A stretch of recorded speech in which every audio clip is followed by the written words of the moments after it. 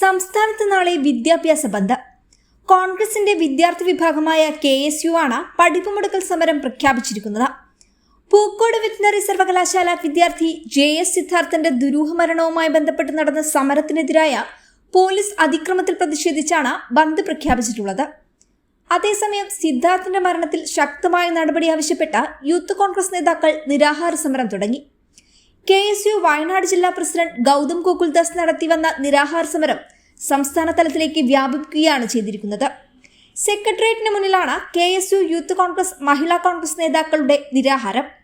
Veterinary സർവകലാശാല ആസ്ഥാനത്തേക്ക് ഇന്ന് KSU March സംഘടിപ്പിച്ചിരിക്കുന്നു.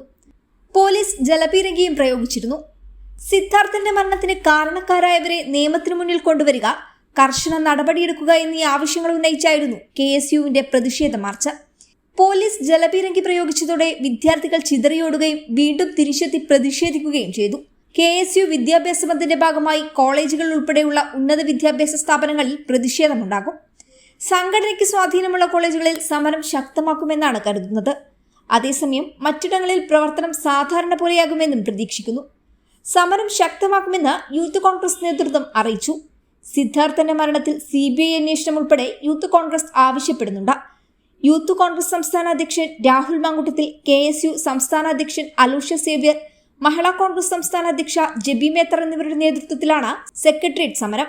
സർക്കാരിന്റെയും മന്ത്രിമാരുടെയും തീരുമാനം ക്രിമിനലുകളെ സംരക്ഷിക്കാനാണെന്ന് മനസ്സിലാക്കുന്നു. അതുകൊണ്ട് സംസ്ഥാന സർക്കാരിന്റെ നിയന്ത്രണത്തിലുള്ള പോലീസിന്റെ അന്വേഷണം മതിയാകില്ല. സമഗ്രമായ CBI അന്വേഷണം വേണം. നിരവധി മുറിവുകൾ ഉണ്ടായിരുന്ന സിദ്ധാർത്ഥന്റെ മരണത്തിൽ കൊലക്കുറ്റം ചുമത്തണം. ഡീൻ നാരായണനെ പുറത്താക്കി പ്രതി ചേർക്കണം. CPM നേതാവ് CK ശശീന്ദ്രന്റെ പങ്കന്വേഷിക്കണം എന്നീ കാര്യങ്ങൾ ആവശ്യപ്പെട്ടാണ് അനിശ്ചിതകാല നിരാഹാര സമരം നടത്തുന്നതെന്ന് രാഹുൽ മാങ്കൂട്ടത്തിൽ പറഞ്ഞു.